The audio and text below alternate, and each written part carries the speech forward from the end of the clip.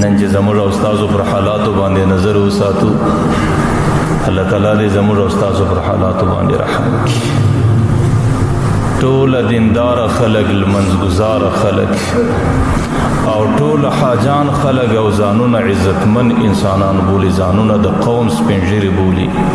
او قوم سپینږیري غوزګي د قوم د فیصلو خلاصونکي خلک ځان بولي. لیکن د هغې کم نصیبه چې په کور کې کله واده راس، د هغې د زوی واده یې، د هغې د لور د ودېدو شکل یې، بیا تاسو د هغې د کور حالت وینئ چې د هغې حیا کم ځای ته ورسېږي، بیا د هغې د کور څه حالت یې، د هغې د کوره څه کم اوازونه راپورته کېږي او د هغې د کور د زنانو کم حالت او کم د بې حیایي غږونه یي. بیا په دې کور کې نه نارینه ته دا وسته چې څه ووایي، نه زنانې ته دا وسته چې څه ووایي، نه بوډا او سپین ږیری په دې باندې پوهېږي، نه تور ږیری او کشر په دې باندې پوهېږي، نه بیا چا ته حیا درېږي، او چې حیا نه درېږي هغه سړي ته بیا غیرت هم پر دې خبرو باندې نه درېږي. د هغې وجه دا یي اوس به بیا بل مرض هم په ګډ شوی دی، بیا خاص کر د دغه نکاح اوسه چې نکاح په دغه شکل اوس د هغې څه چې کم نسل پیدا کېږي، هغه نسل اوس د ځان لپاره فخر دا بولي چې مسلمان ته تکلیف ورسوي. بس پیغمبر خدا وایي چې ادنا طریقه د ایمان دا ده و ادناها اماطة الاذى عن الطریق، چې د مسلمان د لارې څه به تکلیف شي لرې کوي.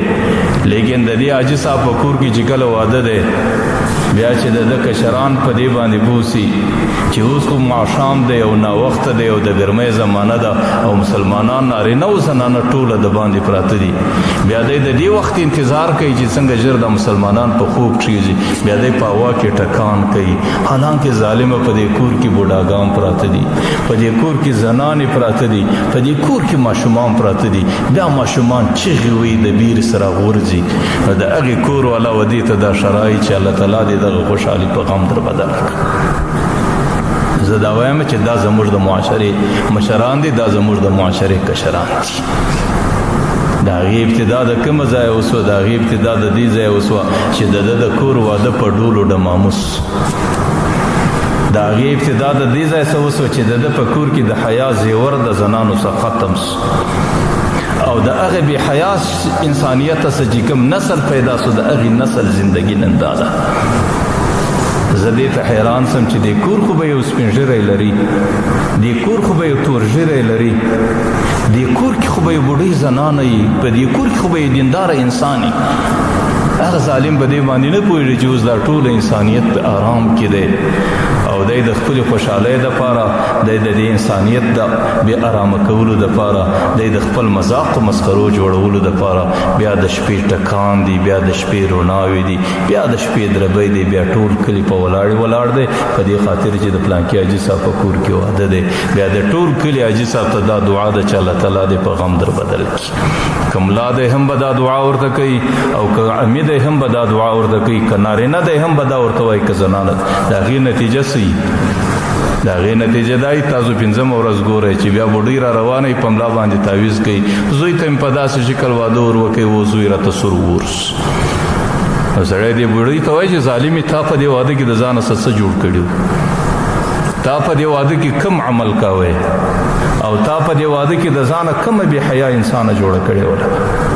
چې نه د خپله سره څه شرم درته درېدی، نه د خپله کوره څه شرم درته درېدی، نه د دې ټولو محله څه شرم درته درېدی. بیا پنځمه ورځ هغه پلار دی، هغه زوی دی چې زوی خپل واده لاس ته ورسوي، بیا د اول مدعي د ټولو څه مخکې خپل پلار دی. بیا دستی د پلار سره جنجال دی، بیا د هغې ورور دستی د خواښې سره جنجال دی، بیا هغه کور کې چې کوم سکون دی، هغه کور کې چې کوم اطمینان دی، هغې ټول په اور او په غم باندې بدل دی. د هغې بنیاد د دې ځای څه ده چې واده د پیغمبر علیه السلام سنت طریقه ده، او واده د پیغمبر علیه السلام د سنت طریقې یو جز دی او زموږ د ایمان د حفاظت یو دلیل دی.